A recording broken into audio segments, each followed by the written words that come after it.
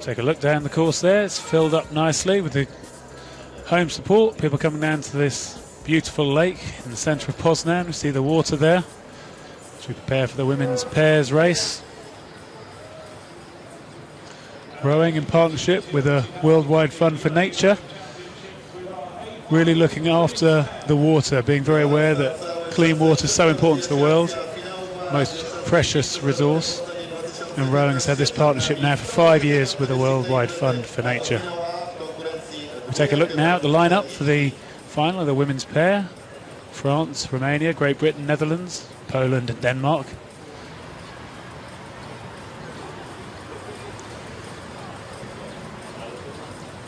So from France we have Kuba and Lenette Vu.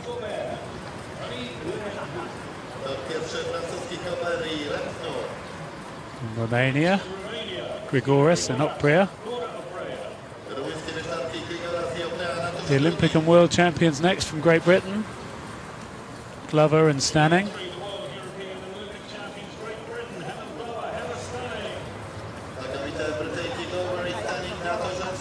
Alongside them, qualifying directly, we've got from the Netherlands, Hogewerf and Van Rooijen. Then we've got sisters from Poland, Veer Zabowska, Anna and Maria. And then from Denmark, Rasmussen and Andersen.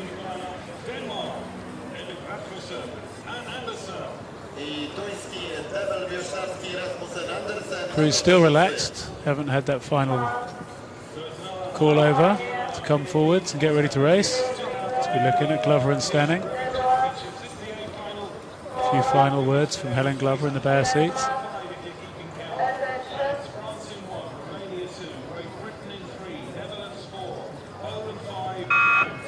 Long hold before that light went green. But all the crews seem to have got away very cleanly in that nice calm water up at the start before that tailwind picks up as they come down the course. So there are two of the most phenomenal women in world rowing.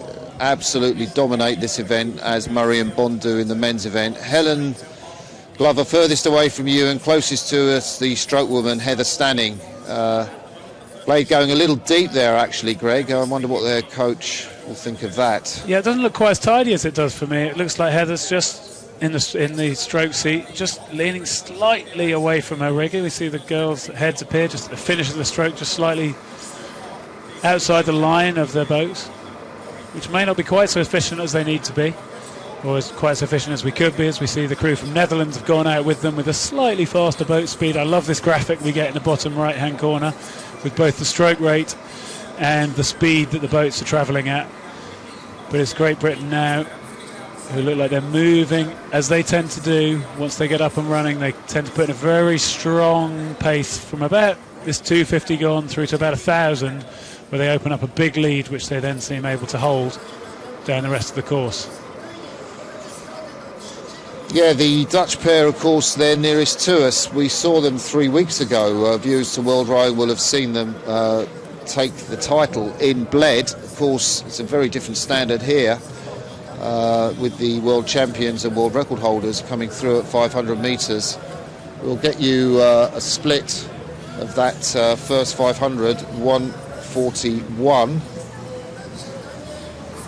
That's the typical performance we see from the British pair, that they've now taken 2 seconds out of the field pretty much in 250 metres up to the 500 metre mark, and I'm sure they'll look to carry that gap moving out further as we see their boat speed and that little bit of clear water that they now have.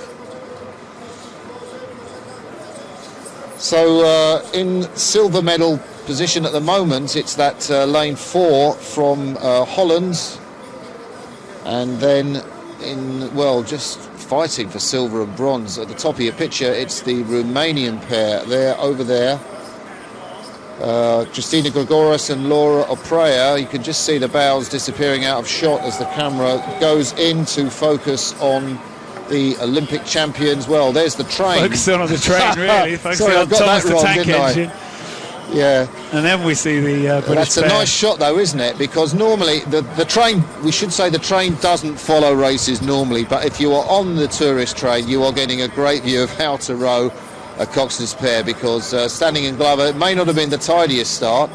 You haven't got a shot there of Heather Standing's blade. Maybe the camera can pull out a little bit to show us that, to see it's maybe a little flatter in the stroke, but at least from this view, the British look to be all sweetness and light. And I think behind them, to their right, that white boat of the Romanians, Cristina Grigoras and Laura Oprea, took silver medal behind Glover and Standing at the European Championships last year. And as we go through the halfway point, it is Romania in second, ahead of the Dutch.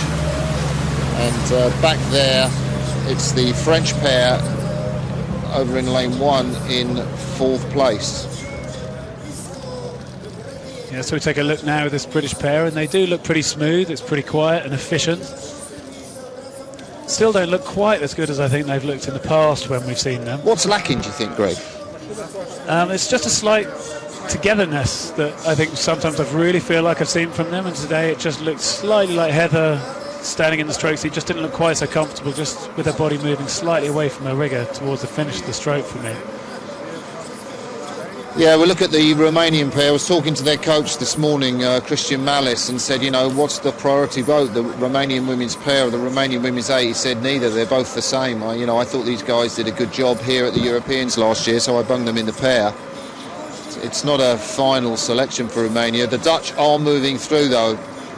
And those Romanians do take these European Championships extremely seriously. That, as you said, that women's 8, they've won this European Championship since 2007, every single year. Yeah, so as perhaps talking about the race, we kind of didn't focus enough on the Dutch. Have kind of had a spurt. Elizabeth Hogwerth and Olivia van Rooyen, of course, from last year's quadruple scull. They're now into the pair.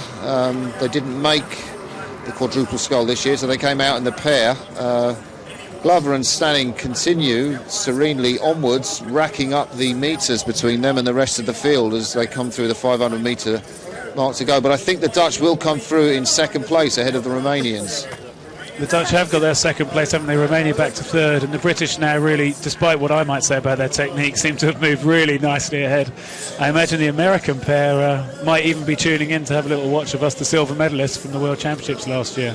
Yes, absolutely. The American pair, that's of course very big fans of the British pair and the way I row the American women's pair. I'm sure they are. Yeah.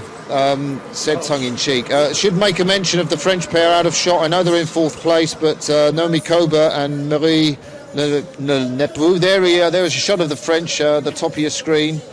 4th place for them will be a decent start to their campaign.